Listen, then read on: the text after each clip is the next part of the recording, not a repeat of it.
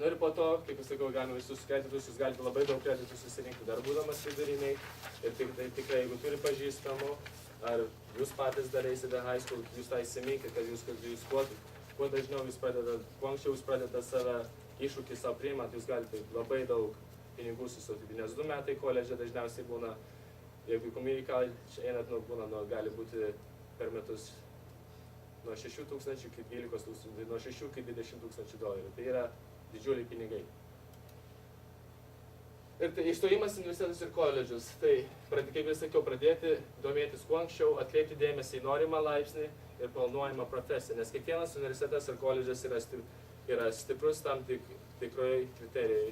Kaip mes žinome, UIC yra labai žymus koledžas dėl medicinos. Jis labai paruošia stiprus medikus, tai jeigu jūs domitės mediciną, arba ir inžinieriai, arba architektūra, jis irgi labai yra stiprus tam toj srityje.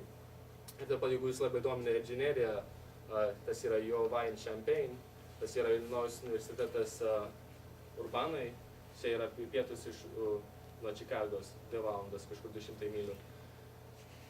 Tai tenais yra koledžas labai stiprus inžinierijoje, vienas stipriausių visoje Amerikoje ir netgi kartais palygimas visam pasauliu. Tai yra svarbiausiai, aišku, kaina yra labai svarbus aspektas, bet yra labai svarbus aspektas suprasti, ką jūs norite mokytis, ir ta mokykla jums duos tą šansą išmokti, įgyti žinias, kurios yra reikalingos jums, toliau tęsti savo mėgstamą karjerą, savo mėgstamą gyvenimo stilių ir panašiai.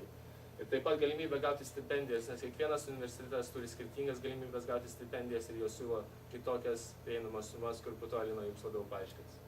Ir po to taip pat gyvenimo stilius, nes kiti universitetai būna miesto vidury, kiti būna vidury laukų, kur nieko daugiau nėra. Ir tai yra labai svarbu, ar tas universitetas, ar jūs jausitės jau kitam universitete, ar jūs galėsite tiesiog psichologiškai susikaupti, mokytis ir jūs sugebėsite tiesiog savo visas jėgas ir visą save nukreipti į mokslus, o ne į kažką kitą, kas jums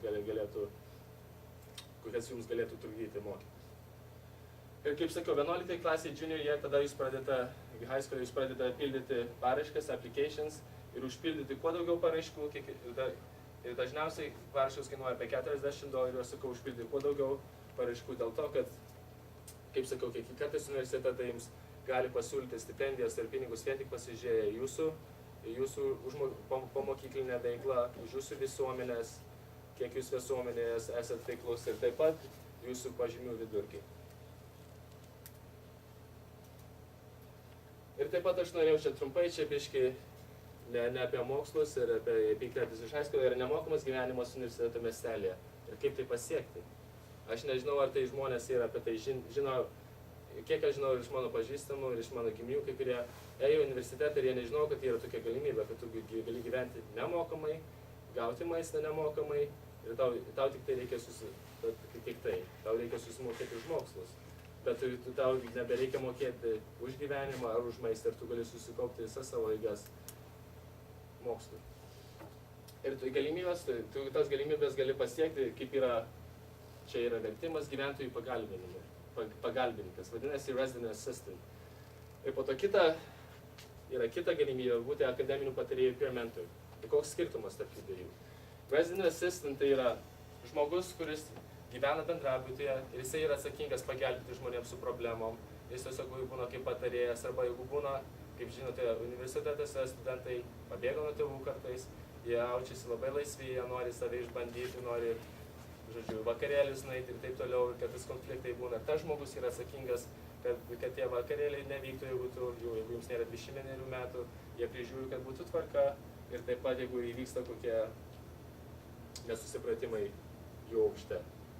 Akademinis patarėjas peer mentor tai yra visiškai kažkito, to žmogaus yra tikslas patarti ateinančiams pirmamečiams, pasakyti, kur yra visa informacija universitete, kaip pasiekti geresnius rezultatus, kur surasti žmonės, kurie patartų jiem, kur eiti mokytis, kur gauti pagalbą. Jeigu matematiką mokysi, tu eini į vieną vietą universitete, jeigu tai reikia su anglų pagalba, tu eini į kitą vietą universitete.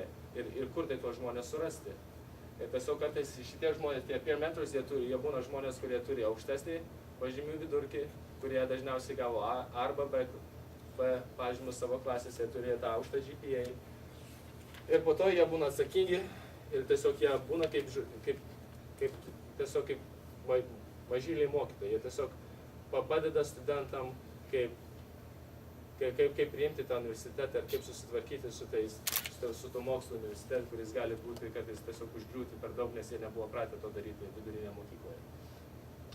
Ir po to kokie yra tokie kaip niuansai, kaip į tai patekti.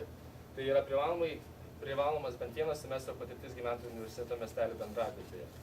Tai yra reikalinga, ir aš vėliau apie tai šnekėsiu, kaip tą galim padaryti, kaip tai prieiti. Ir po to mokslo metų pabaigoje priduoti parašką dėl gyventojų pagalbingo ir akademinio patarėjo pareigų. Tai jūs pagyvenate pusę semestro tam universitete ir jūs jeigu tiesiog galite ir sulošti kartais. Jūs tiesiog galite pagyventi pusę semestro ir tiesiog po to bandyti tą poziciją ir pasižiūrėti ir gal jums pasiseks. Bet tai yra, kiekvienas žmogus turi skirtingus būdus prie to prieiti, bet tai yra galimybė, aš turiu pažįstamų, kurie tą daro ir yra daug, ir tiesiog žmonių aplinkų mane jie tiesiog daro, tai nėra taip baugu ar baisu, tai yra pasiekiama, tai yra tikrai pasiekiama ir tai nėra kažkokia pasaka. Ir po to privaloma turėti išlaikyti apibrėžtą pažymių vidurkį, nes kiekvienai pozicijai, kaip sakau, jeigu esate peer mentor, jūs turite turėti aukštesnį GPA. Ir jeigu jūs norite būti resident assistant, tai kadangi jūsų nėra tikslas akademiškai pagelbėti studentam, tai jūsų GPA gali būti žemesnis, kuris, jeigu aš neklysiu, yra 2,5, o peer mentors turi būti bent 3,0 arba 3,5. Ir aš baigiu ir aš perduosiu prezentaciją Selinai ir pašnekėsiu apie finansavimus, ir kaip tai prieiti ir kaip tai geriau pasiekti.